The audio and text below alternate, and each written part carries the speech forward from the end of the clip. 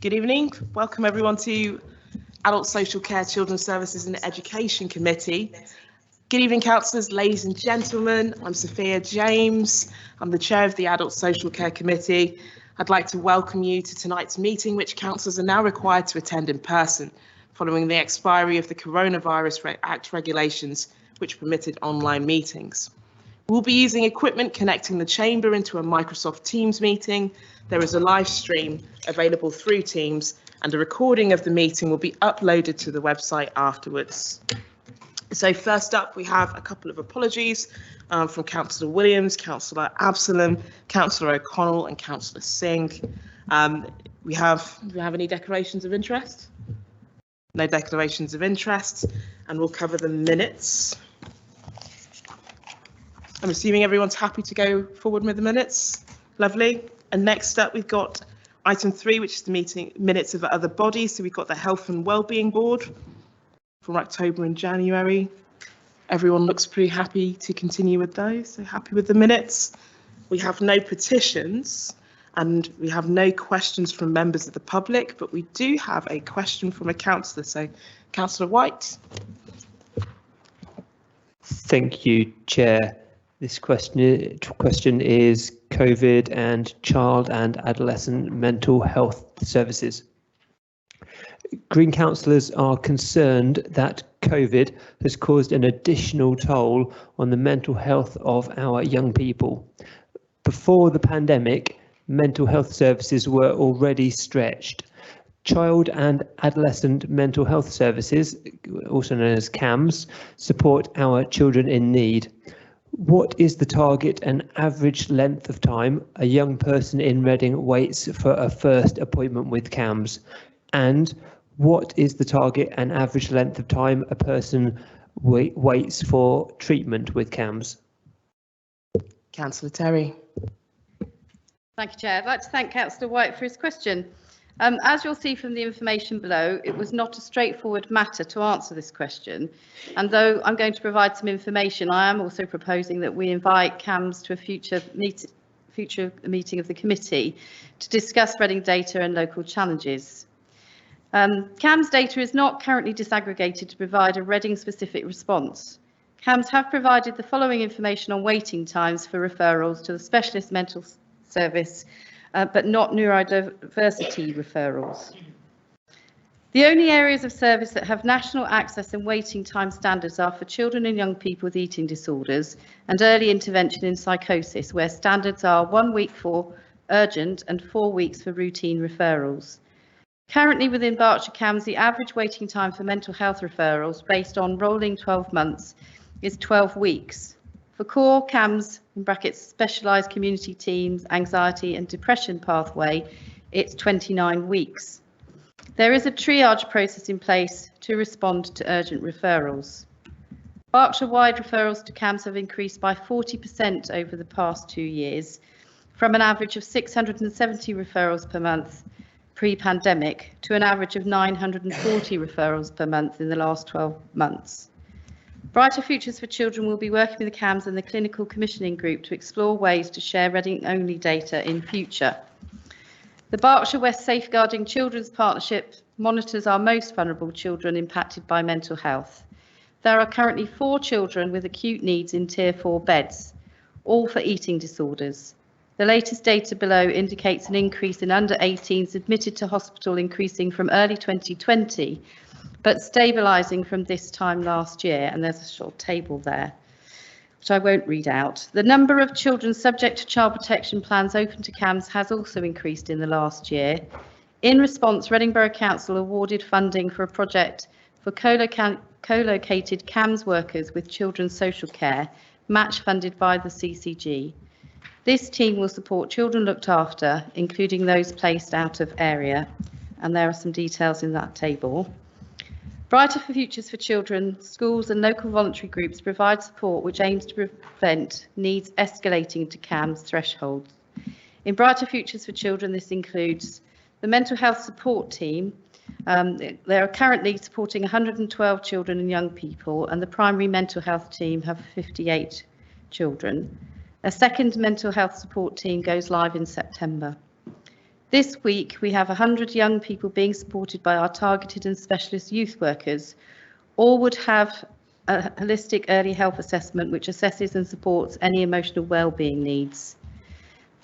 Bright Futures for Children also recommissioning Couth, an online counselling support service available to all children and Reading children and young people. Brighter Futures for Children worked with Reading Borough Council colleagues to review the 90+ applications for the most recent COVID support funding round. Of the £220,000 awarded, 12 organisations with a focus on children and families were awarded £126,477. This included number 5 Young People Counselling Service. Thank you, Councillor Terry. Councillor White, do you have a supplementary? Thank you, Chair. Yeah, I was concerned. Well, thank you very much for the response. There's so much information in it, so it's hard to know where to start. I was, though, very concerned by the lack of Reading specific data, as I'm struggling to see that without that data, how we know how we're doing for our children. Was the lead councillor shocked, surprised, concerned to see the lack of Reading specific data? I think I was surprised that they couldn't do it in the short time available to them when they received your question. I don't think it's that they can't provide that data at all. It's just that it turned out today that they weren't able to provide it to me. We know that from the SEND inspection last year, which we had a good SEND inspection. It was noted there, however, that within the health service, that children were waiting far too long for assessments, and particularly autism, so in the neurodiversity area. So I wasn't very happy with this response, that to come here tonight to say that. But on the other hand, I thought it was a good prompt to say that we should invite CAMHS here to actually explain, have they brought forward the funding they told us last summer that they were going to invest in improving the assessment process and speeding it up? And if they have done that, what are the outcomes that they're now seeing, so that we can see that progress is being made? And in the meantime, I'm sure we'll get the disaggregated data from them. It's just that your question didn't come in sufficient time for the right people to be available to give me the right answer, Councillor White. So I apologise for that on their behalf. Thank you.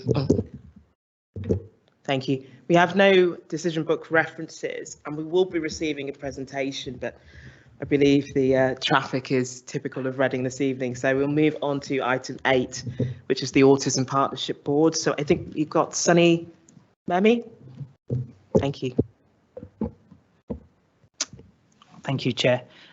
So I won't go through the details of the paper, which I'm sure you've been through. I'll just give a quick summary overview.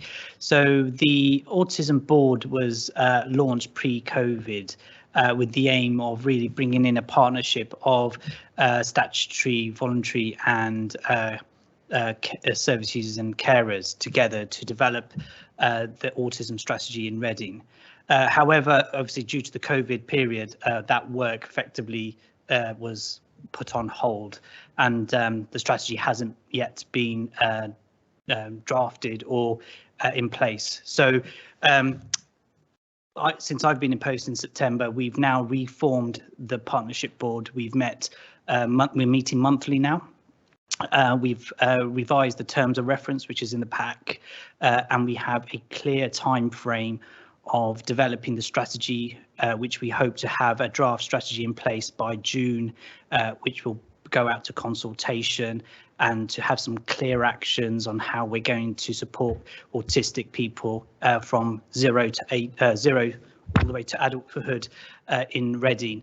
That strategy is we're working with all the partners to develop a comprehensive needs assessment, which will be based on data that we have both locally and nationally based on prevalence and need. And also with that, we're meeting with parents, service users, with partner agencies to get the more contextual information, so the two come together to develop some clear recommendations based on evidence base. And the idea is to then be clear on what we're going to do together as a partnership to deliver those actions moving forward over the next couple of years. So the partnership is still, I would say, it's in the infancy stage. We're still, as we said, we're meeting monthly now. We're getting to know each other. We still need to do a piece of work around ensuring that we have autistic service users on the board that are feeding directly into them. And I'm working with our local charities on how we might do that. So actually, it's not a tokenism approach. Actually, we have a mechanism of making sure we have service user feedback that's driving the agenda. So so people aren't just coming to a board for 2 hours and unsure what their input is. Actually, how do we make that more meaningful moving forward? Yeah, I'm optimistic, and we have a clear timetable of what we need to deliver over the next 6 months to a year. Thank you, Councillor Ennis. Thanks ever so much. I think it's almost, this is one of the positions now we're at where we're able to come back post-COVID and say, right, where did we leave off? Where were we before the pandemic started? And we had to drop a lot and get on with making sure people were safe, making sure people were supported, and that we worked to limit COVID. And this is one of the strategies that has come back now, and they're very much welcome this. And it's an exciting project which is already underway, because it's got 2 strands to it. The first one, if you look at it, is working with agencies, interviewing agencies, and we have officers now doing that, who's collecting data, collecting information from all across the board in Reading, multi-agencies involving health, involving the police, involving criminal justice, involving every strand where people with autism will be involved. And that's already underway, and it's developing the strategy. And the idea is to talk to the, and it's the terms of reference, you can see 4.11 onwards, is to shape and inform the policy and the strategy going forward. And that's taken place because many people with autism, adults particularly, are working in mainstream society. Some are successful and some have struggled, and we would need to know what the situation is and the agencies involved in that, which would include agencies such as the criminal justice system. The second strand, which I think is equally important, is to have a task and finish group looking at the engagement strategy, which I think is something we should look at.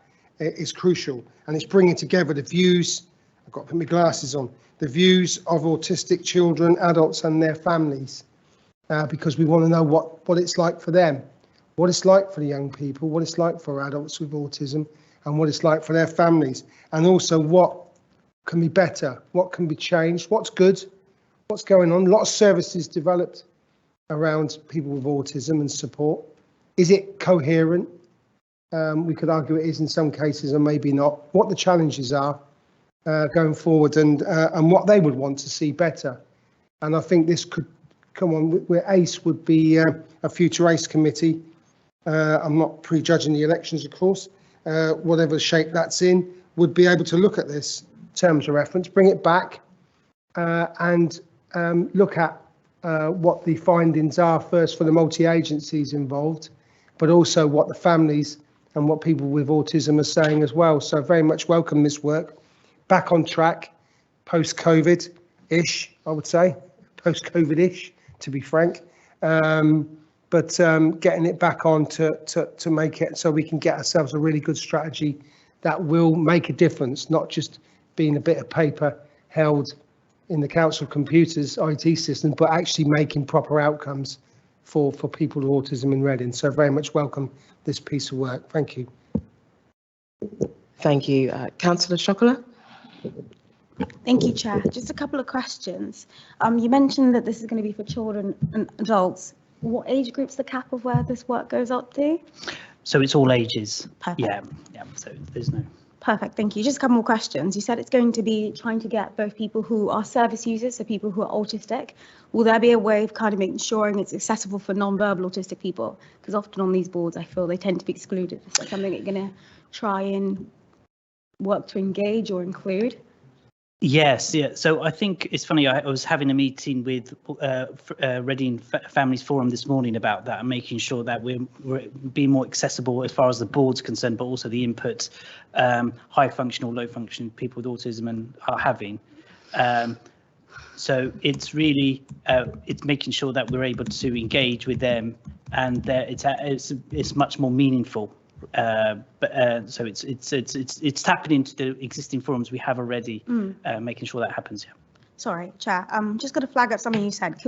In your approach, we'll be using the low versus high functioning model, or we'll be approaching it with some of the latest research that's coming through, which is moving from that deficit approach, which I know myself and many other autistic people would like to see kind of us people move away from in reports, because I don't think that's very helpful, a descriptor.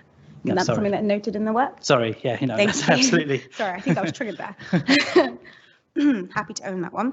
And then just a couple more questions and then I'll hand over back to the chair. So there's also the element of, if you are pulling a board together of autistic people, their parents and other people working in the community as caregivers, are you going to ensure it's an intersectionality is implemented? Because obviously we often see that when it comes to autism, it's often white boys who are often the model of autistic people, and obviously everyone in the country could have it, everyone. I think 30% of the world is neurodivergent. So how will we make sure that that intersectionality is represented on the board, for example, things like race as well, which can be a really huge issue.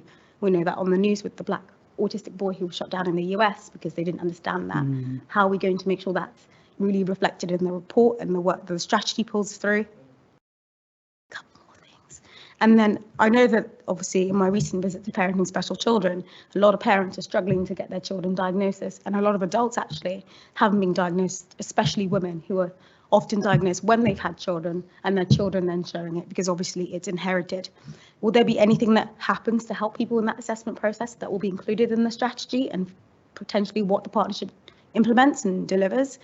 And in addition to that, not just helping them when they're trying to get assessed and get diagnosis, but also in that duration, I think there's a lot of things like how do you support parents who are struggling, because there's the mental health element of it as well. Is that going to be something that's going to be included? Because it's not just autism, it's about the wider implication on mental health that has to be considered. Those are all my points. Thank you, Chair. Thank you. Councillor Carnell. Thank you, Chair. Thank you for the report. It's very comprehensive, and I'll join with Councillor Ennis saying I'm glad we're pushing forward on this post-COVID. As someone with an autistic granddaughter, she lives outside Reading, so I won't be directly affected by this, but I look forward to its publication. My only concern is, how sure are you you'll be publishing for consultation in June? If you're meeting monthly, that allows 3 meetings. Are we on track? Thank you. Shall I answer some of the questions, or? You might want to, you've got a big batch there, so you might want to save them up and answer them at the end. Okay, Councillor White. You'll be relieved to hear that I just wanted to make a point, which is that I've been lobbied in the past by autistic people who have felt that the strategy is being done to them rather than done with them. So I was really pleased to hear you talking about it being sort of co-produced with people rather than done to them. So yeah, thank you. And I hope that no one contacts me complaining that that's not the case. Councillor Hoskin.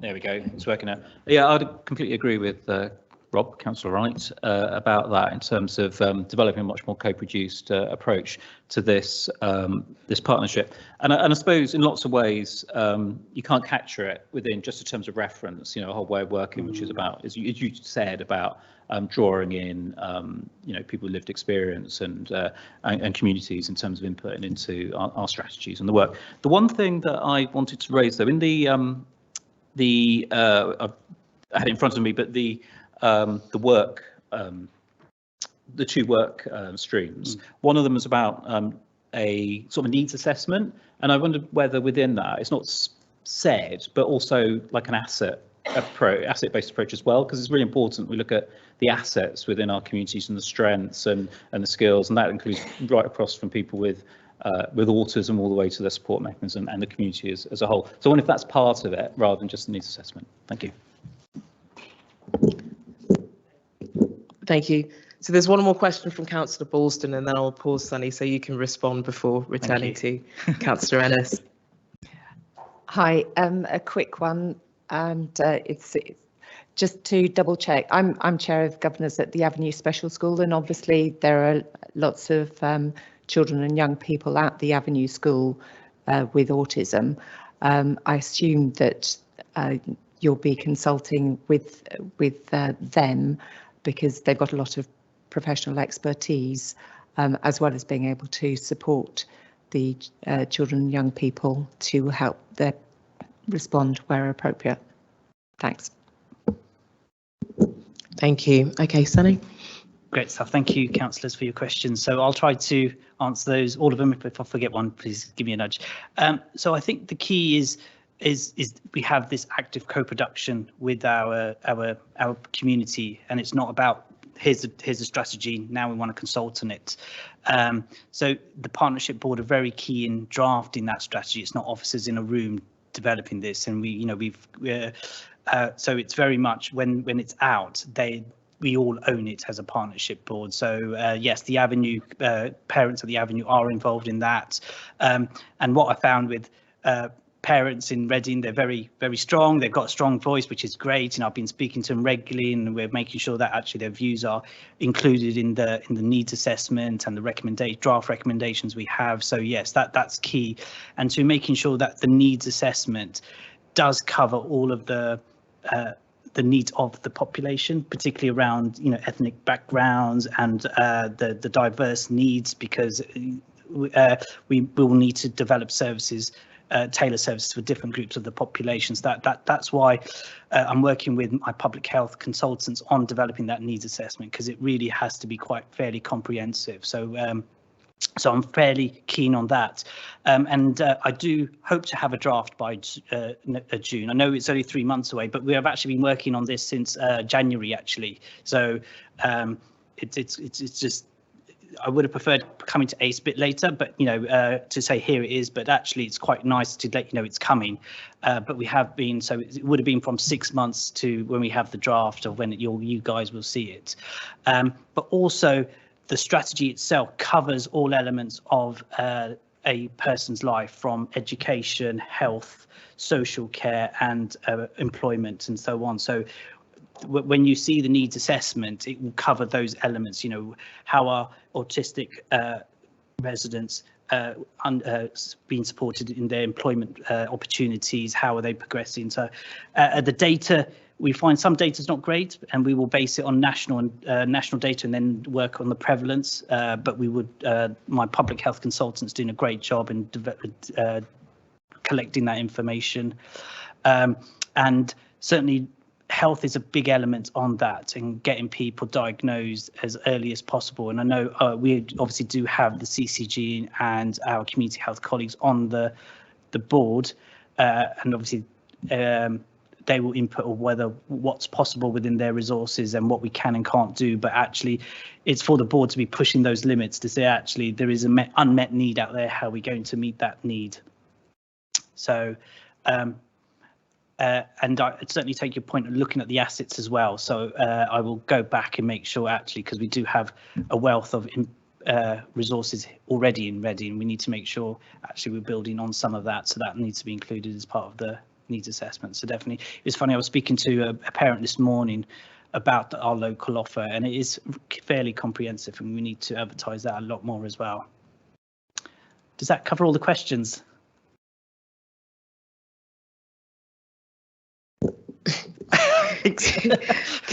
Go for it, Councillor Shikali. Thank you, Chair. Sorry, I'm a bit pedantic, aren't I? Sorry.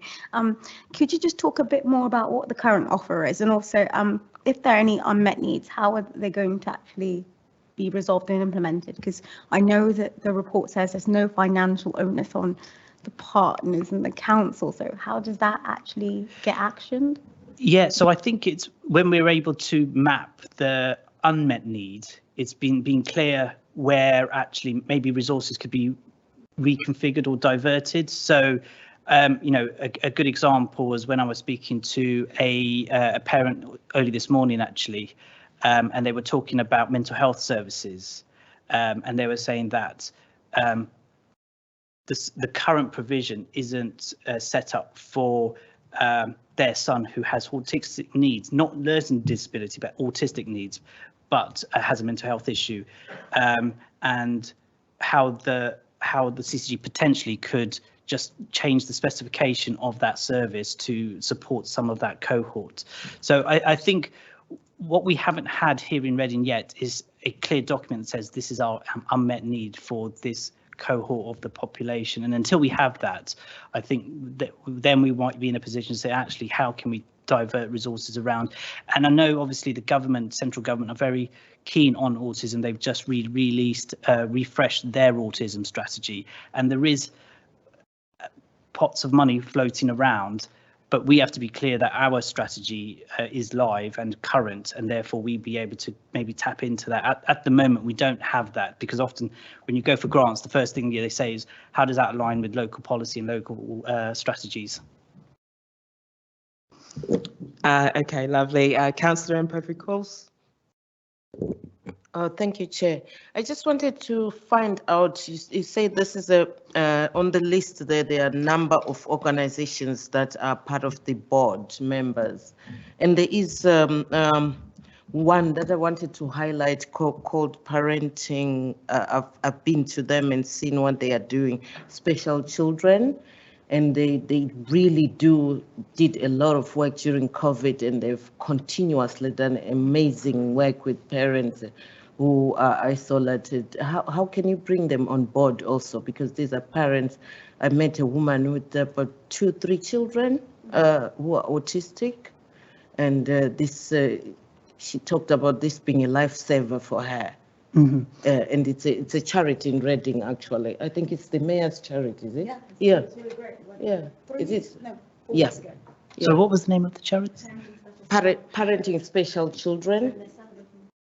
Yeah, so I'm more than happy. Apologies, I'm relatively new to Reading, so I've only been here 6 months. So I'm trying to make as many connections with the local. So I'm happy to speak to and meet with local charities and colleagues, and to say, how can I engage with you? I know Amanda, who's my public health consultant, who has met with many organisations, yes. But if I'm happy to make contact if you're able to forward me or the details, I can do that. Councillors, let's pass these on by email, please, because we've got a meeting to get through and members of the public waiting.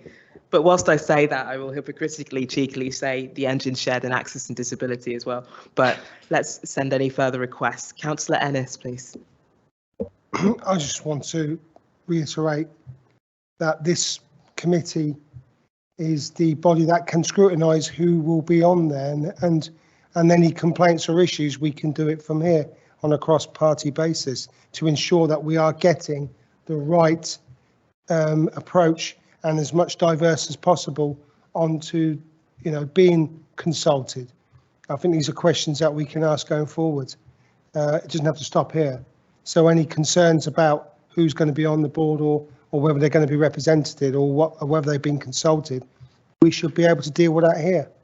Well, those who will be on ACE committee going forward should be able to deal with that, because this is a transparent approach. No holds, no secrets, no nothing. Let's have it out in the public domain and see how well or not well the consultation process takes, because we want it to make sure it works and that everybody possible should be consulted and should be involved. I mean, that's a total commitment that we got from the board. So, to reassure colleagues across the room, this is the way forward. Thank you.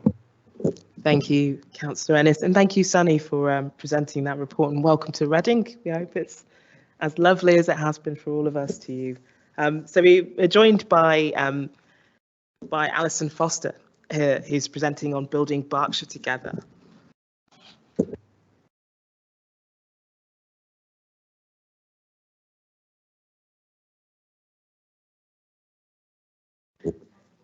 We do have a slide, bear with us, but just use your mic so people can pick it up.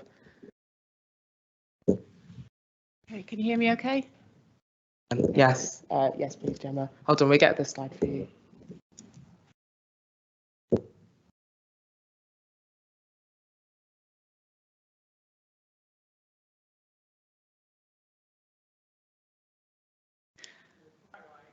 How long have we got?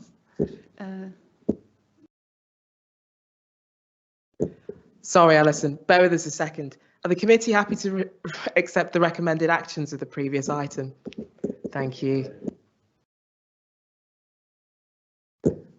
Go for it, Ali.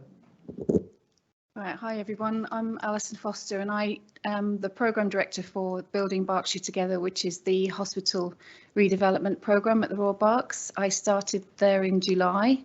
I'm just here to bring you up to speed as to where we are so far in the programme. I don't know how much people know about it, but just to give a bit of context, we were put on the programme in 2019 and there's a three-stepped process to get the resources for a new hospital. From the Treasury, you have to make a strategic case, which is a case for change, and we've done that in 2019. That was submitted, 2020. And then there are an outline business case phase and a full business case. And the outline business case phase goes into lots of options, goes through a long listing and shortlisting process and comes out the other end with a preferred option. And then the full business case is where we go to procurement and contract for the services to build the new hospital. So where are we at the moment? Well, we submitted the strategic case in 2020. And ordinarily what would happen is that would be reviewed and we go straight on to the outline business case fairly quickly. However, the new hospital programme at that stage during 2021 have been undergoing a review of the earlier cohorts. So we are scheduled to go into construction between 2025 and 2030. So we are in cohort 4. Cohort 1 are sites that are in development at the moment, so they're in construction. And probably no surprises to anyone with any large build experience is the costs for that cohort is escalating, and they needed to press pause on the later cohorts, partly to review what the impact of the costs on the entire funding envelope, but also because the point of a new hospital programme was to make efficiencies in doing things at scale, standardising your approach, using modern methods of construction, learning from other cohorts. So there's a huge process went on nationally to review that during 2022. So while that was taking place, we at the Royal Berks have been doing a number of other things, which places us in a good place to be ready to go once they have made a funding decision. So we've reviewed our clinical services strategy. So since the pandemic, there's a lot we can learn and have learned from the pandemic experience, particularly around digital and the accelerated adoption of digital to enable people to both work from home in a hybrid way, but also to have virtual appointments and virtual care at home and getting care closer to home. It's also meant that it's impacted on our space. So what does that mean in terms of our use of digital and how it impacts on the space that we might need for a new hospital? So we've been reviewing that and making some changes to particularly non-clinical spaces and moving them off the main site. We've done our green plan, so we launched that in February. So looking at how we achieve net zero carbon by at least 2040 and looking at bringing that forward to even sooner. We've been looking at further options development. So as part of that new hospital programme review, I'm sure there's multiple sites have been asked to go back and look at what they can do for less, in summary. So we kind of know that the writing's on the wall that we're probably unlikely to get the top level of investment that we had hoped for. Just to take a slight step back, in the strategic outline case, we had 3 preferred options. 2 of those were to develop or redevelop the Royal Berks on the site itself, and those costs range from 750 million to 950 million pounds.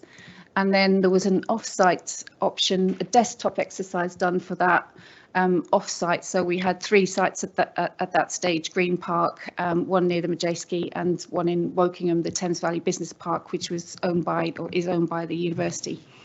There was a desktop exercise benchmarking what we needed to do for that, and that was coming out at that stage at about 1.2 billion. We suspect that's going to be, it would be even more if we did that now. So given the pressures that there are on the funding envelope and the requests that we're getting from the new hospital programme to go back and review costs and to see what we could do for less, we are not optimistic about achieving the funding envelope that we would need to move and redevelop on site. I mean, it's a whole redevelopment off site, and it would also mean double running of costs as well. So they are asking a lot of the sites at the moment to see what they can do on site and to redevelop on site within the definition of a new hospital programme. And there are 3 definitions of new hospital programme, and one of them is development of a wing on the hospital ground. So new hospitals kind of a little misleading. But we have significant issues on site. We have pressures in our acute areas, so ICU, A&E. A lot of those are way too small and not fit for purpose now, never mind sort of going forward into the future. So there's lots of issues with a lot of our clinical services that need addressing. And in fact, if we were to go for a site that would be off-site in, say, Wokingham or in another area, that would take anywhere up to 10 years, and we would still have to maintain those services on site. I don't know if any of you know, but in the strategic outline case, we also identified that the backlog maintenance that we've got on site would cost us about 200 million just to fix the backlog maintenance.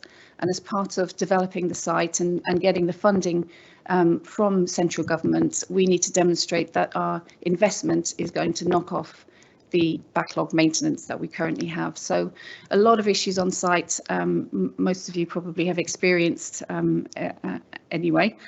So during the 2021, we've been doing further development of the options, but also recruitment. So I've started in July, we started to build a team to take us through the next 3, 4, 5 years of developing those options, looking at appraising those options, working with the community to do that. So we've got a small team at the moment, and we've been developing our model for co-production. So you may have seen that we've got quite a lot of and a range of engagement events. We're offering to come out to groups. We've met with Reading Advice Network. We've spoken to health and wellbeing boards. We've put on events online so people can understand where we are and how they can get involved. And we've been developing a model for co-production. So going forward, we've got the new hospital programme is now submitting what they're calling a programme business case.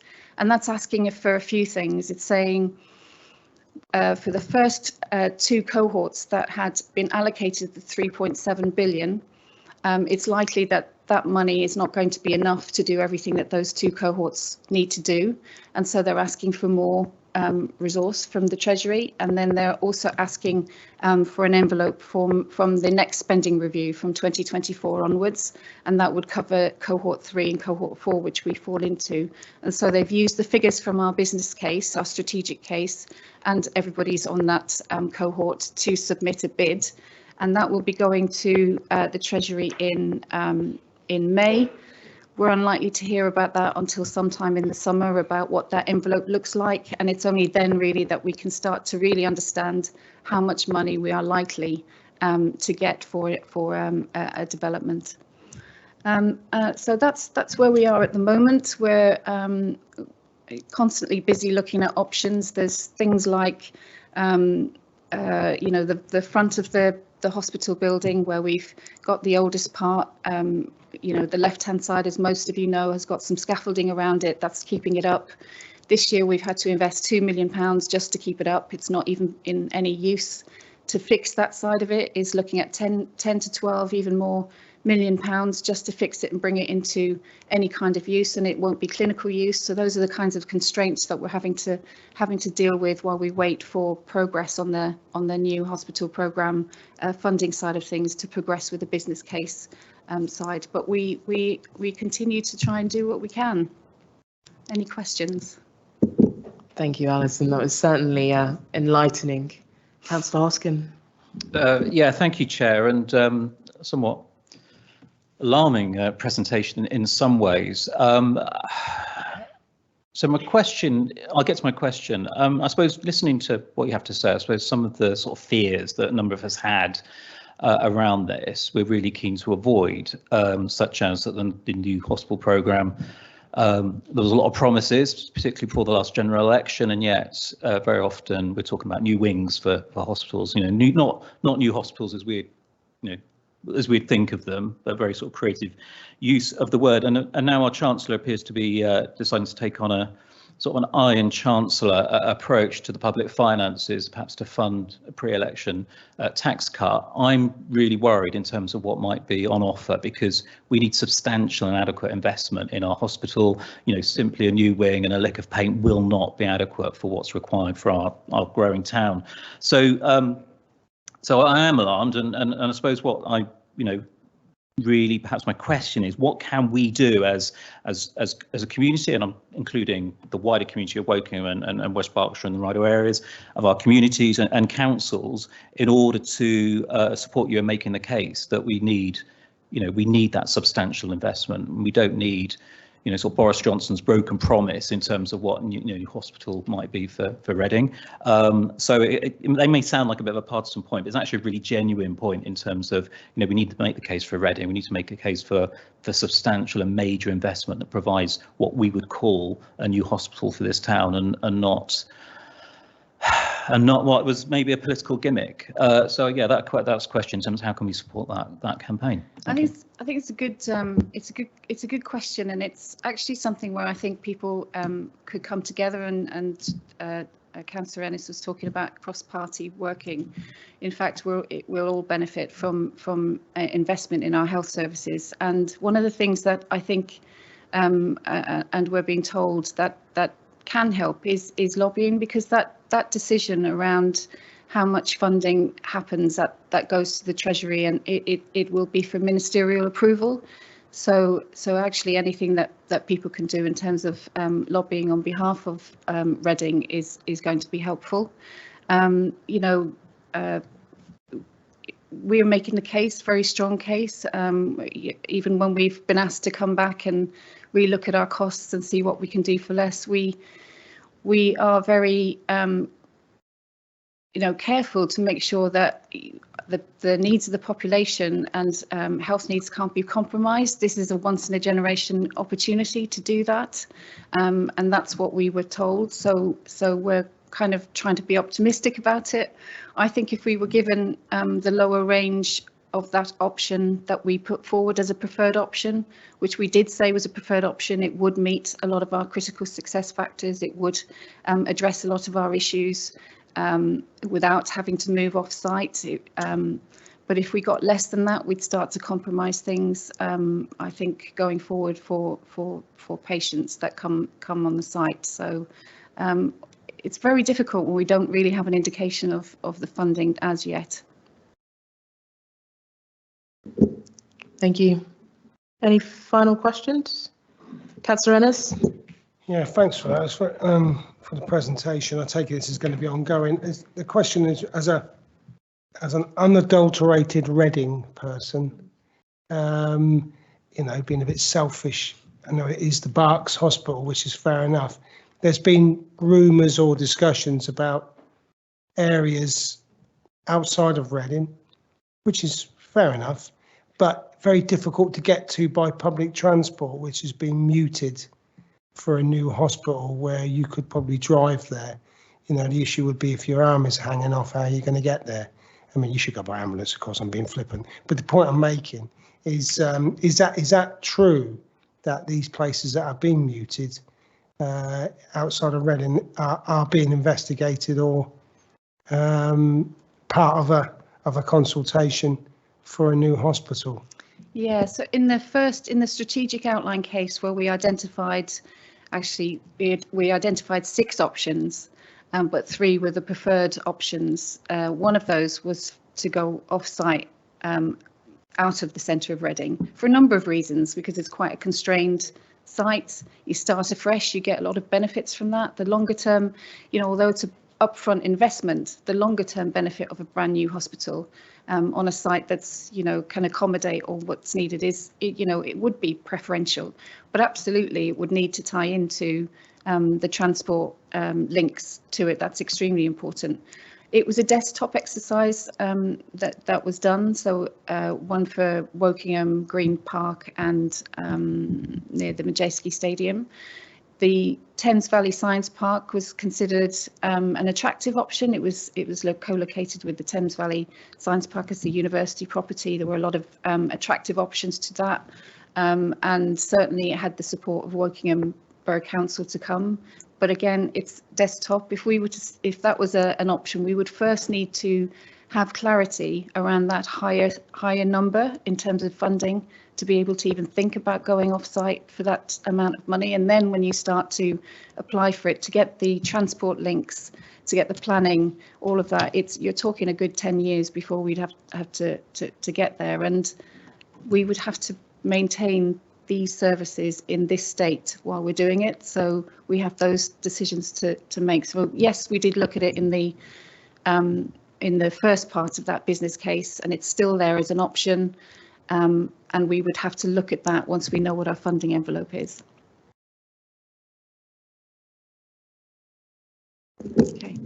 Okay, thank you very much, Alison, for that. And we wish you all well with securing the funding for the project. I think we all agree how important it is for the town. So thank you for your presentation this evening. Thanks.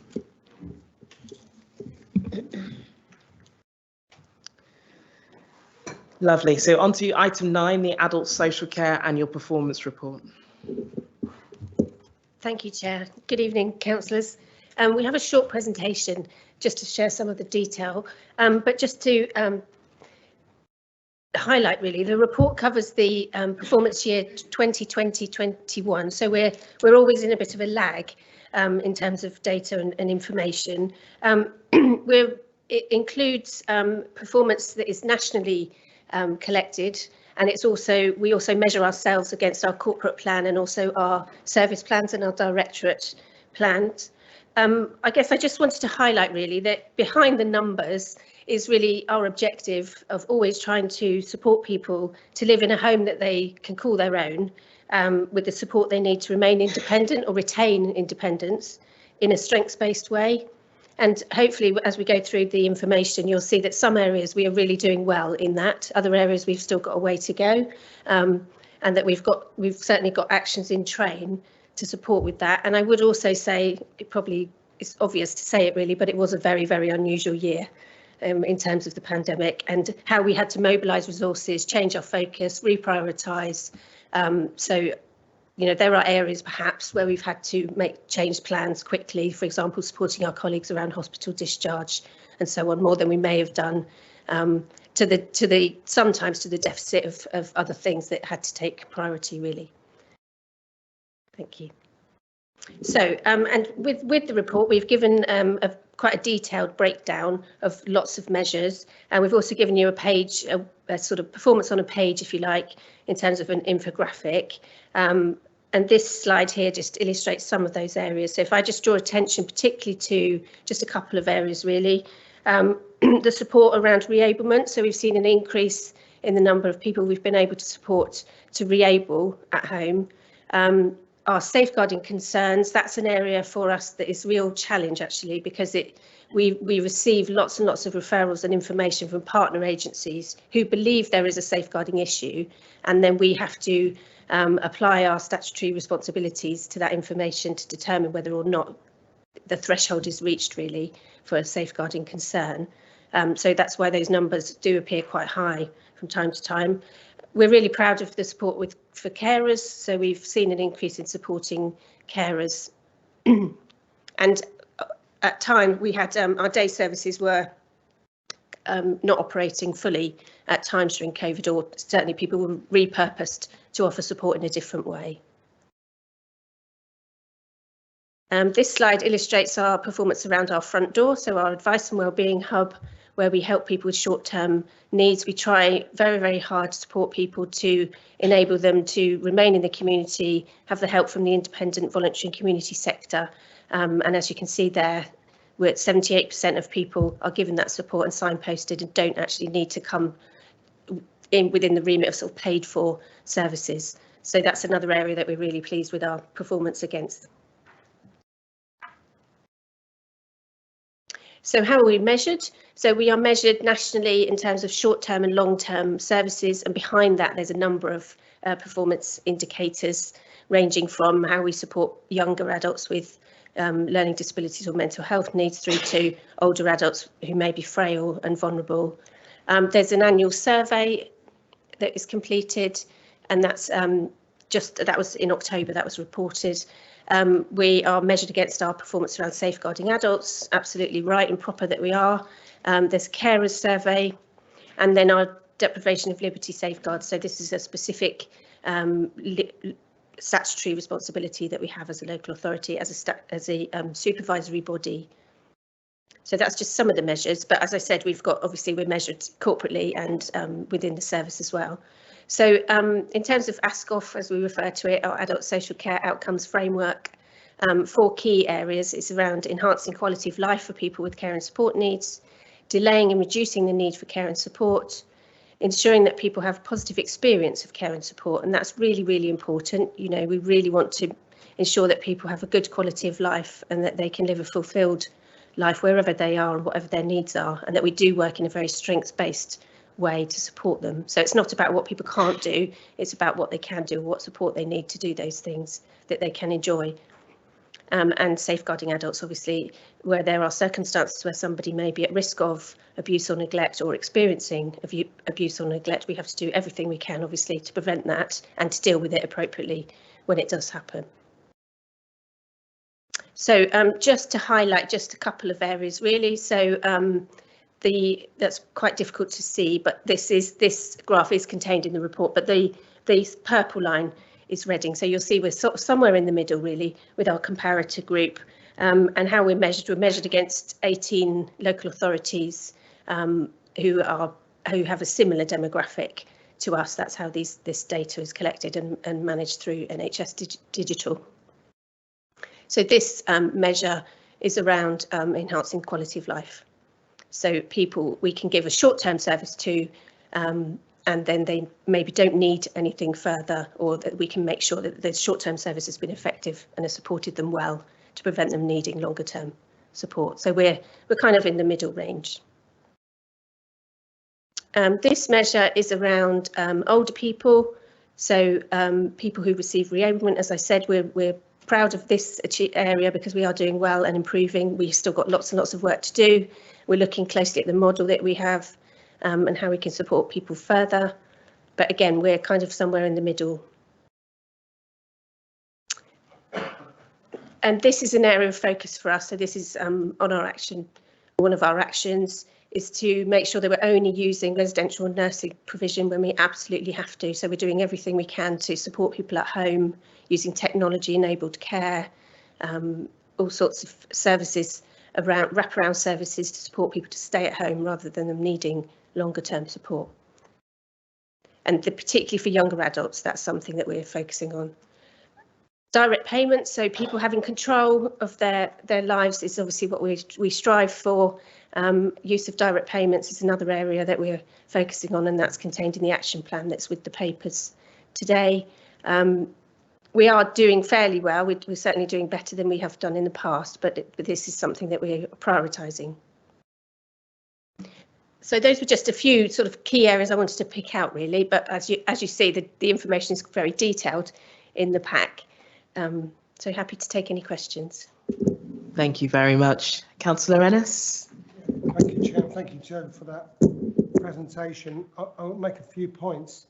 I think it's really important that we must remember that we're in the middle. We're being scrutinised. Reading Adult Social Care is being scrutinised in the middle of a major election, which shows the commitment for public scrutiny, that we're not afraid to, in the public domain, to see what's going well, what's been progressing and what's not, because there are challenges out there within adult social care in Reading and nationally that we would need to sort, as well as we would welcome. I think firstly, we must also remember that we are in, or just coming out, hopefully we're just coming out of the most difficult period that we've had for a long time with the pandemic. And I think we as an ACE committee should put on record the thanks to the staff, to the senior leadership team, but to the staff, to the carers, to the workers, the frontline staff in adult social care who have busted a gut, literally, and put themselves at risk in supporting vulnerable adults. They deserve our praise, not just a clap on a Thursday. They deserve our praise, they deserve our thanks. And we must always remember that the work that goes on in Reading. So when we do scrutinise and we do challenge, we make sure we don't end up criticising hard-working staff who have been fantastic, and we know that. And it's an old saying that we all say, but we must remember that and must make sure it matters and it's not superficial. I'm really pleased with some of the reports. Certainly some of it is progress and some of it's challenges, but the plans that have been put in place to ensure that we can make life better for vulnerable adults. And that includes younger people as well as older people, because Reading is unusual for an area that has many young people which are going through the adult social care system. We tend to sometimes think it's only older adults. Well, a lot of older adults are there and do need it, but our ethos of ensuring independent care in the home is important. But we must also remember that a lot of young people are in need of support. And I think some of the appendices Joe's pulled out is worth looking at and worth discussion. I think some of the other ones is if you look at the vast amount of funding and we're putting forward, I think I'm not sure, I say 34% of the council's budget is what we're talking about tonight. I believe that's the figure. It's certainly a high figure. It's an amount of, but the vast amount of that funding is going on services. So when we had our discussions at full council where we could say, let's have let's get some wastage, let's sort some wastage, let's get some efficiencies so we can chuck a few bob off the council tax. You look at them figures and you look at the positions of where Reading adults, and it's Reading, Councillor White, this is Reading we're talking about. It's got the figures of Reading. You're talking value for money in a challenging service. So to hope, to get efficiencies to take off pennies for the council tax, it ain't going to happen. Look at them figures. It's not going to happen. And I think in many ways we look at the value for money that's going on and the figures where Reading are in areas of expenditure is maybe we should look at that. But certainly this council is putting forward an extra £5 million starting tomorrow. No April Fool joke there. To 43 million to ensure that we can cover support for vulnerable older and younger people. So there's very little in the way of wastage. We talk about it incessantly in our meetings about how we can make efficiencies to make life better for vulnerable adults. That's the idea, is making it better, to continuously improve. And no one's going to sit here and say we can't do that. We should, that's not true. But at the same time, we should look at the figures and go, wow, there's a lot of good services in Appendix 2. If you look at the services that are being provided, it is, for me, value for money, certainly more than many other councils in this country. I'm trying to do my password now to get on it. There you go. Bit slow on that. I might have to improve on that, I think. But you can look at that, and I would say to all colleagues to look at the numbers there, the vast numbers.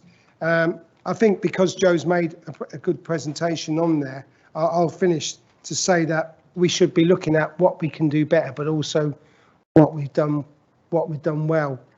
And again, I salute them and look forward to whatever in the next period to be working with adult social care, whoever's going to do that, to ensure it gets better. Coming out of the pandemic, what does it look like?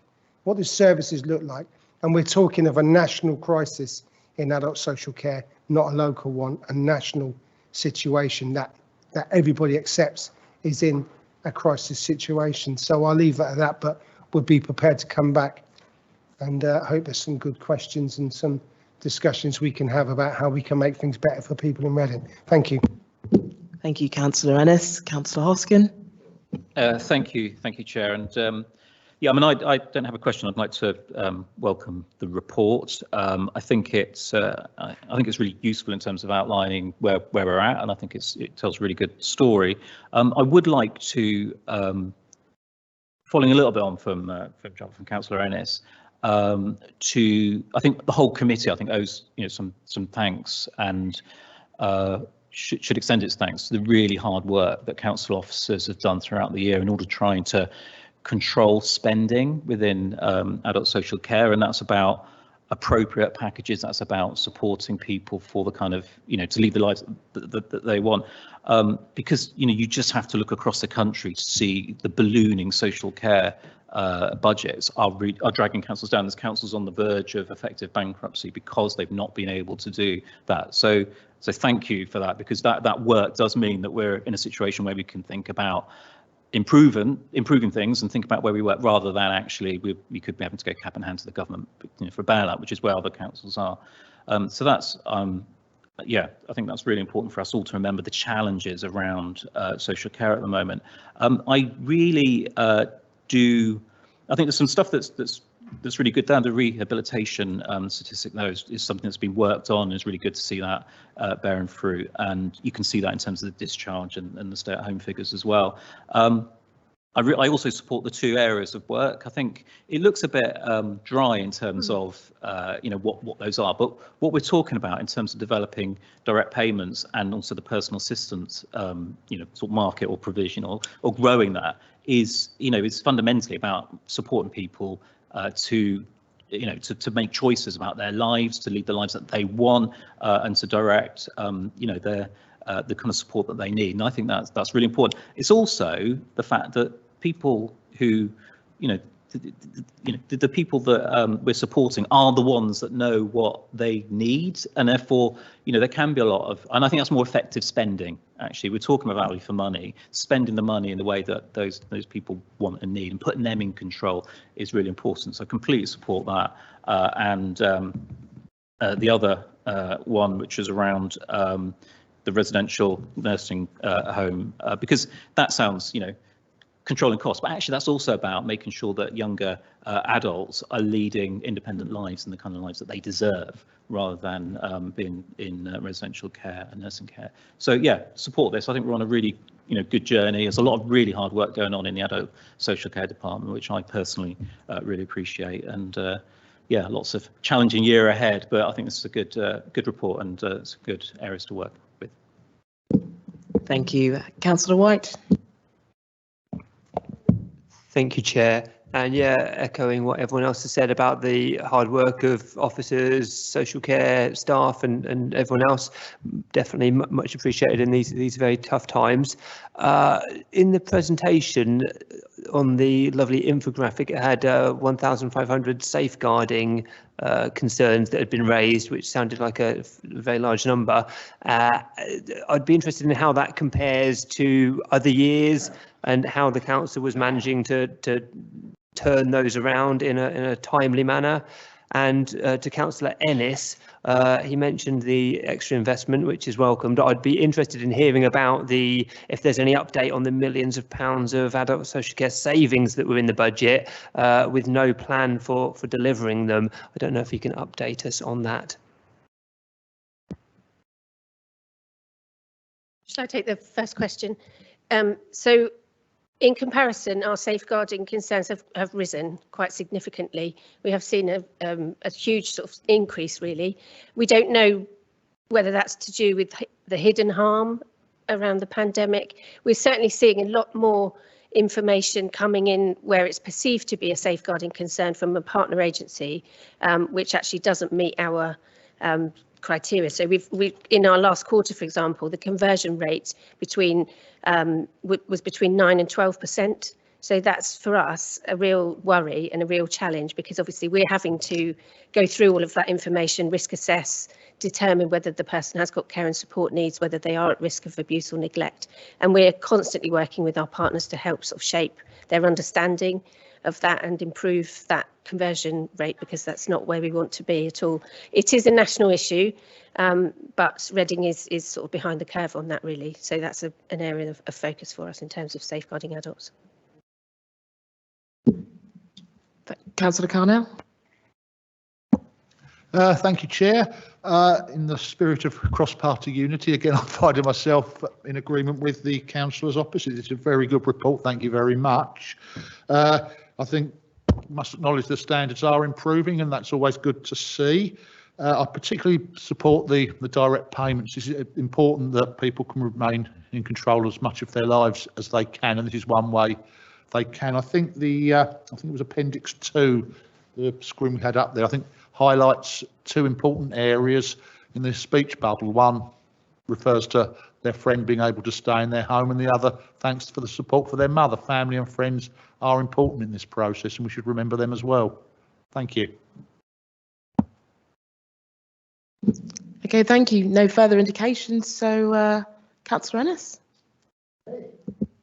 Yeah, we had a big discussion at the council, and if you look at the budget last year, it was 38 million.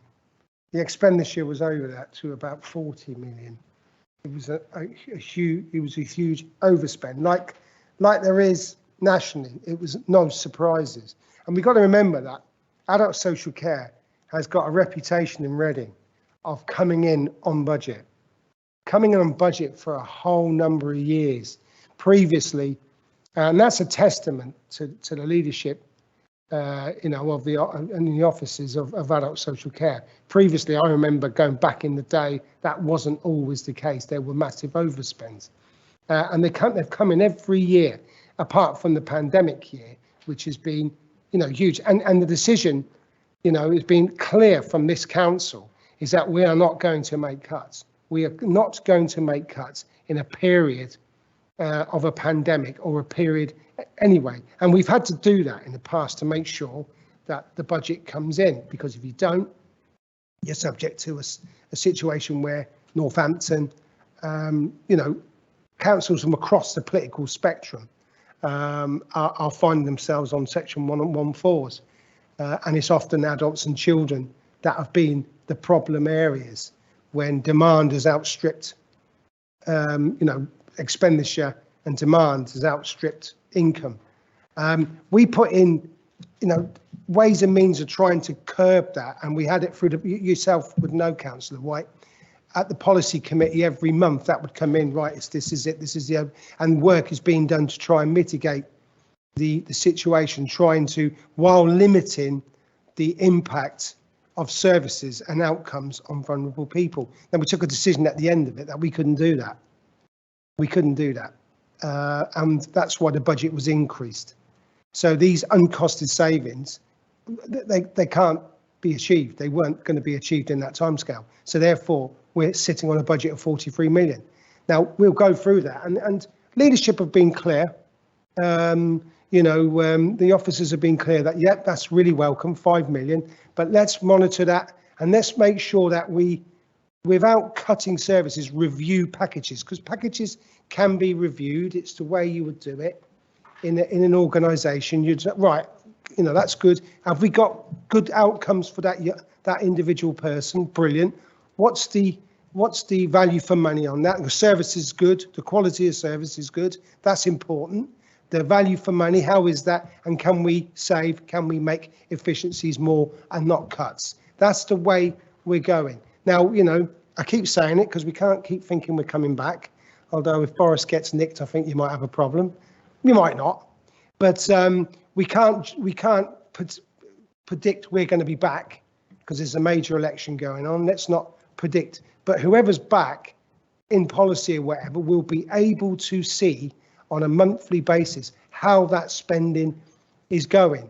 But the fact is that in February, I know you voted against it. Remember that you voted against it, amongst others, is 43 million, a £5 million increase has been put into the budget, which is not insignificant. I see Councillor Ballston shaking their head, but that's not an insignificant amount of money to ensure services are met, and you can see the services there. So that's the way it's going to be, and then we'll monitor that through the month. But we feel that is, at this moment in time, given the expenditure, that is a good amount of money a council. Not many councils are doing that. Many councils are waiting. Point of order, please. Oh, Councillor Balston.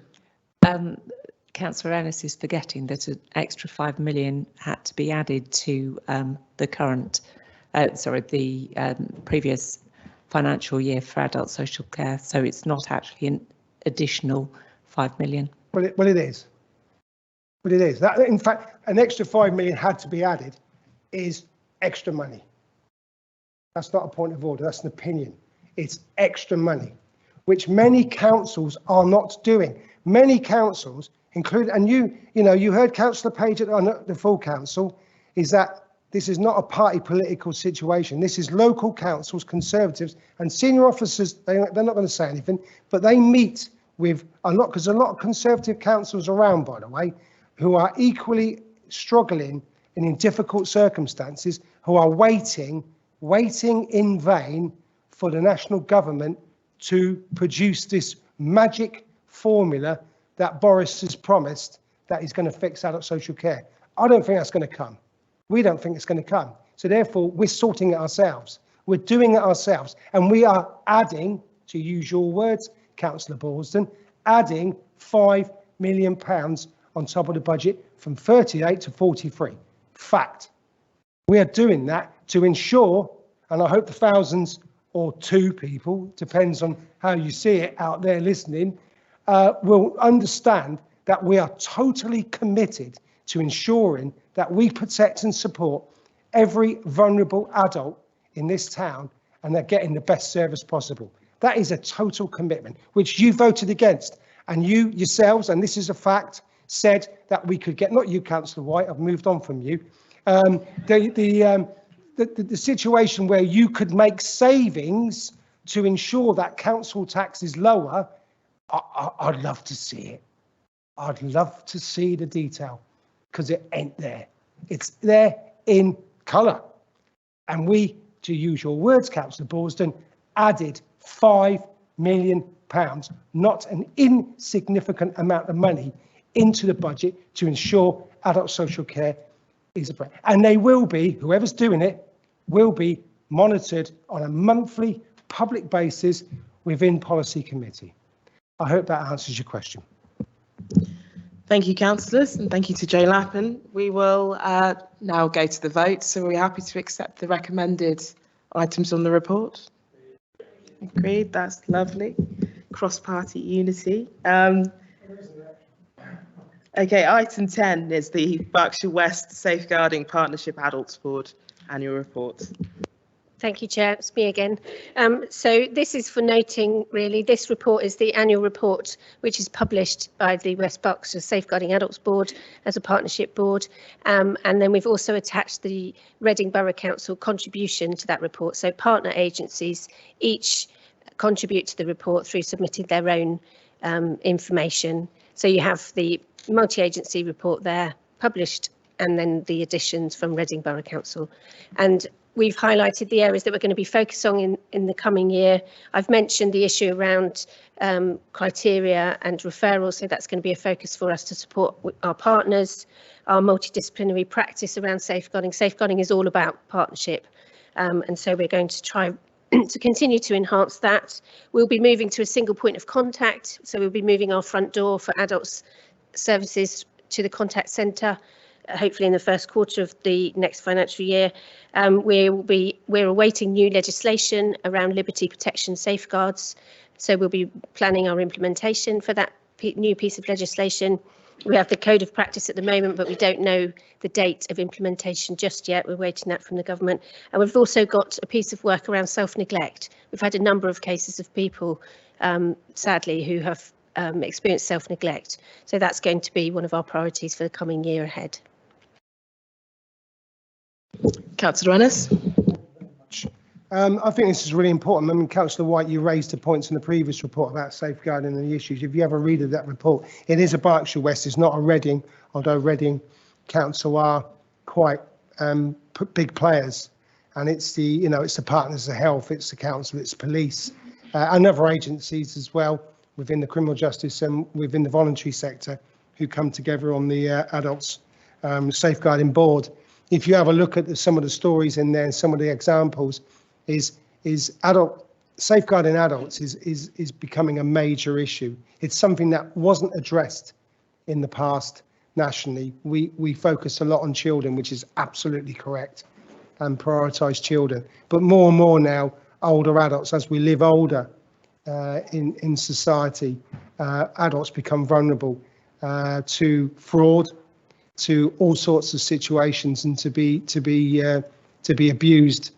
And safeguarding is needed, and the board is really focused on that.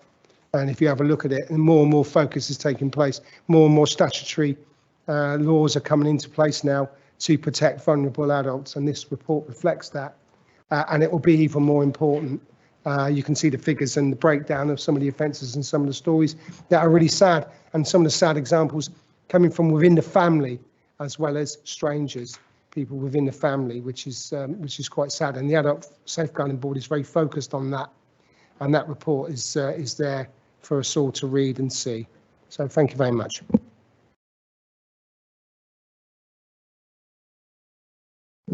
Okay, no indications from any. Just only to say to welcome it, because I think this is a really, really important report, and I think just having, obviously John speaks a lot of sense, but just having to speak and that doesn't do it. Councillors should know. I mean, the overview of this is really important. It does come to the Health and Wellbeing Board in terms of the annual report and oversight as well. So I think we've got the right mechanisms to ensure that we're on top of it. But what this committee does is really important as well. But I think it's a good report. Working together across the partnership and across the wider area, I think works well. I think that's something that is positive, and hopefully we'll continue to see that work well into the future. Thanks. Okay, thank you very much. Okay, so I assume the committee are happy to accept the report. That's lovely, thank you. On to item 11, which is new directions. Thank you, Chair, and good evening, councillors. I'm Andrea Wood. I am the head of New Directions and the manager for adult skills and learning across Reading.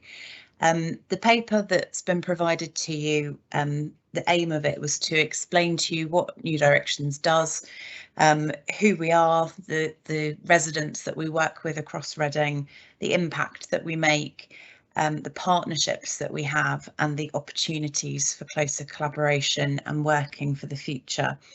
I particularly would like to draw your attention to a new initiative that New Directions into, which is to provide more pathways into employment and learning for adults with special educational needs and disabilities, and our recent success at securing funding to work with Ways Into Work to deliver supported employment programmes. Also like to just draw your attention to the fact that I would like to come to this committee on an annual basis to provide members with an update on the service and the achievement of the service, and would very much welcome any questions that anybody has. Sorry, thank you very much, Councillor Pearce. Thank you, Chair. No questions from me. I've been a visitor to New Directions several times and have had regular meetings with Andrea. So I'd like to thank her for presenting tonight and this report and informing a wider audience of the fantastic work that her and the team at New Directions undertake. The service, as the report says, and see up there since 1963, has been directly delivered by Reading Council since 1958, something that we're very, very proud of. Some of the key elements of what New Directions do in their work is that their learners come from the most deprived wards in Reading, from a diverse range of backgrounds. They're mainly female and are considered hard to reach. So the work of New Directions really does have a huge impact on our residents that really need it and where it matters. And in the report, those that attend are very happy with the service, huge percentages being satisfied or extremely satisfied with the services received. And I think my favourite quote from a learner being, "Coming to New Directions is the best thing I've done. It directed me to walk in new ways with new confidence," which is a really glowing testament to the great work they do. So just a thanks from me to Andrea and the team.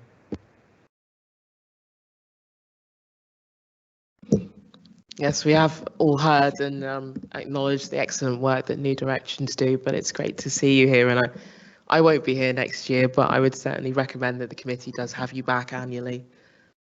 I don't believe there are any further comments, so everyone happy with the New Directions item? Lovely, thank you very much. Thank you for your time this evening, Andrea. Okay, so item 12 is growing up in Reading. Is that Vicky Rhodes there? Thank you. Thank you, Chair. Evening, councillors. So you've had the report. I just thought I would draw your attention to the main activity that's taken place since 700 young people were supported by RVA to develop the Growing Up in Reading report and how we've responded to those key priorities. So following this report, we worked alongside RVA to do a mapping of the local youth offer to ensure we all knew exactly what provision was available for our local young people. And just in terms of some of those key activities, looking at how we strengthen our communication and publicity of the current offer, we've got both Brighter Futures and the Council's Family Information Service increasingly using a range of platforms to be more attractive to young people, particularly using social media and an Instagram page. In terms of identifying capacity and some additional resource to help coordinate and develop the youth offer, we were very pleased that the Council's Housing Department were able to agree some funding for Brighter Futures to recruit a small team of youth workers. We'll be providing both some detached youth work, but also working with local community groups to develop that very local, accessible youth club provision. As a way of update, we have recruited one full-time and one part-time worker. We're still out to recruitment on the rest of that team, but we'll begin to liaise with some of our local voluntary groups to start mapping where we will target that work. And as people have hopefully heard, the government have confirmed now the extension of the Holiday Activity Fund, and we had our allocation for 2023 confirmed. We've done all our commissioning for the Easter school holidays, and we now have 10 providers in place with the ability to provide just over 2,700 spaces. And our learning from delivering the scheme last year is we'll have some specialist camps for children and young people with special educational needs or disabilities. We're going to have some focus days for young carers and our reach out groups. And in terms of making the offer more attractive to some of our older young people, we'll be working with Reading FC and Grassroots, who are putting on camps specifically to the 11+ age group. In terms of securing some further funding to develop the youth offer with a focus on inclusion and diversity, just need to point out to councillors, the report says that we had already provided RVA with some funding, but following a series of focus groups, it was agreed that the clinical commissioning group would actually commission a much larger response through an organisation across the Berkshire West footprint. But what we have done is we have held that £10,000 and are currently in discussion with RVA about the most effective deployment to local voluntary groups. In terms of next steps, we still await timescales from the Department of Levelling Up regarding transformation funding for family hubs, but we continue to work with all our local partners to make sure we've got a really strong bid ready to go. And we're also awaiting details on the next round of the Youth Investment Fund, which, as you can see in the report, will be available to bid for youth support in very specific wards.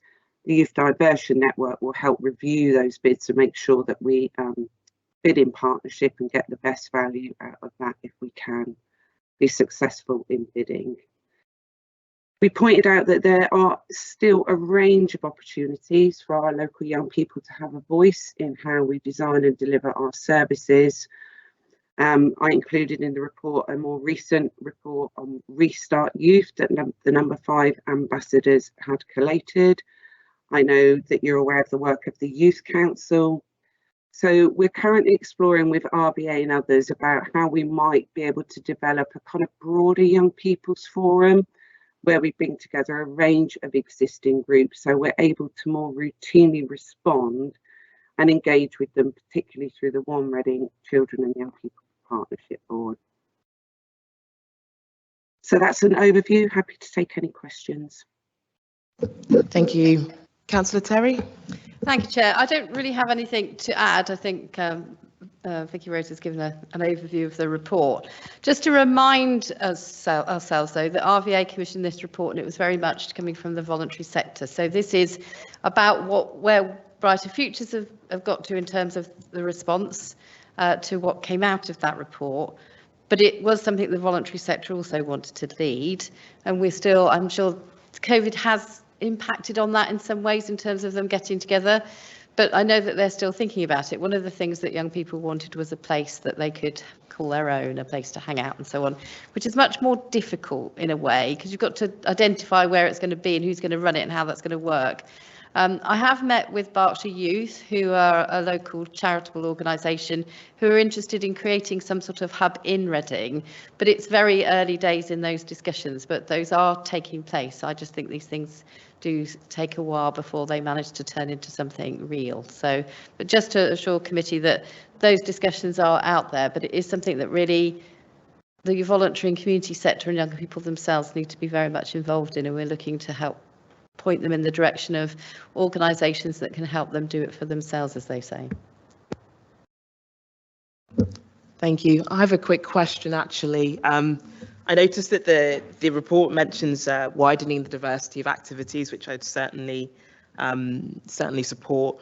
I noticed the phrase BAME Youth is there, and I just wondered if the activities were considered in terms of, you know, the different needs of certain groups. So, for example, will some groups need young women's only sessions, for example, and is there a diversity of activities going on and an introduction of new activities that, you know, the young people might not have had the opportunity to access in the past? Thank you, Chair. I think increasingly, well, for some time actually, we've really been focused on making sure that we've got a good offer for all our young people. I think the local voluntary sector in particular is strong on that, and we could see that when we reviewed the recent bids for COVID support funding. There were some really strong applications for local groups. So through the youth mapping, I think that did highlight some of those gaps for us, and that's what we'll be taking forward, particularly through the detached youth work offer, and like Councillor Terry said, working with the local voluntary sector to make sure we've got a really diverse offer. And the resourcing of those activities is no doubt the challenge, but I think that's something that we could focus on both when we look at family hubs. That's a really strong theme about making those really genuinely open and accessible to those groups, and also through the Youth Inclusion Fund, if that's a potential place for us to bid for resources. Okay, thank you. No further indications. Councillor Terry, do you have any other comments? I mean, I suppose, you know, when we're looking at diversity, we have the LGBTQ group, the youth group that we facilitate to ensure that those particular needs are met in terms of a place to meet and talk and understand what's going on in terms of youth. I think that there is provision out there for a wide range of our different communities, and I know, like me or like you, we need to move away from BAME. This doesn't mean anything. We know it doesn't mean anything, and we've been having lots of those conversations, and some of you know that I have lots of those conversations about breaking it down and understanding our different communities and different cultures and different needs and what that means. Sometimes that means it's very small groups, and then it becomes quite challenging around the resourcing issue. But there are community groups that are definitely growing, particularly in our Black community, our Black African community. I'm having some very particular discussions with Brighter Futures about what we call mixed heritage children for now, where I think there's a very particular need that is just not met there. Their voices are not heard at all, and they're not understood. And in fact, they often don't understand themselves because their history is complex, their position in the world is complex. So that's still quite a small group. But I just want to reassure committee that actually we're breaking that down and stop talking about BAME. Let's start talking about particular cultural heritage needs of very, very diverse communities. So we have our new Afghani communities, Hong Kong community. It just keeps going really, and we need to stop talking it in some generalised way and be more specific. It's not, so I think we've made some progress on that, but I think it's more to come, is probably what I'd say, Chair. Thank you. Okay, committee, are we happy to accept this report? Thank you very much, Vicky. Okay, on to the final item. Final? It is the final, childcare sufficiency assessment. Thank you, Chair. That's me again. So this is an annual report. Committee will have seen this in previous years. This is a statutory responsibility for us where we complete and collate a childcare sufficiency assessment. The purpose of the assessment primarily is to help inform parents so they know what kind of childcare is on offer across Reading. It helps potential childcare providers to understand our local market. And it also helps us in Brighter Futures because it gives us a really structured picture of the current offer and where we need to focus our attentions to manage that market. There's a lot of detail in the report, but the main findings are we currently don't have any sufficiency issues relating to the quality of childcare provision, and we've got over 97% of our providers judged as being good or outstanding by Ofsted, so we've got good quality. We've got good, sufficient childcare places right across our age group, our 0 to 4-year-olds. We've identified town centre and Whitley as areas that we need to monitor carefully regarding future growth. And we've also drawn on the providers survey and the parents survey in order to plan our activity for the forthcoming year. Our main challenge will be to increase the number of childminders with a focus as well on retaining those that we have already got. Working with both parents and providers to understand the impact of COVID, which is still an ongoing concern across the sector. Making sure that what we learn through the sufficiency assessment is routinely informing our school place planning, and continuing to promote the take-up of our 2-year-old funded offer, which I think this year we've now got it to 73%, which is the highest it's been for at least 4 years.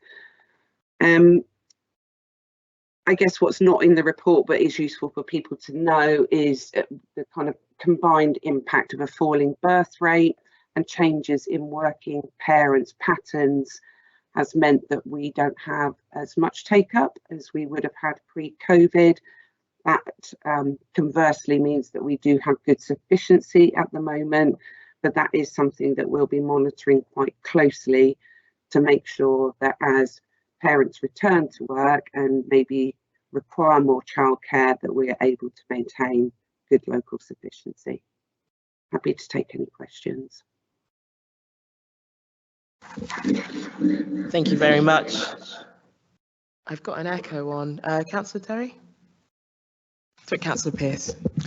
Thank you, Chair. As the father of 2 young 3-year-olds, I can.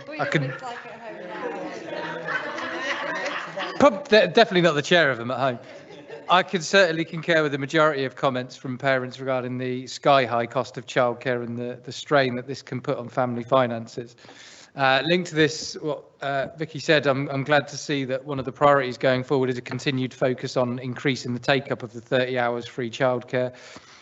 Children's development and future life chances are hugely influenced by the progress or not that they make at this stage, and more children that are in professional education-based settings, playing and learning alongside their peers and fantastic staff, the better. Lastly, I'd like to make a particular point around our maintained nurseries. We have outstanding maintained nurseries serving children across the town, often the most needy, but their finances and funding from government have been severely hit over the past few years. If this excellent provision is to continue, the government need to listen to the sector and provide adequate funding.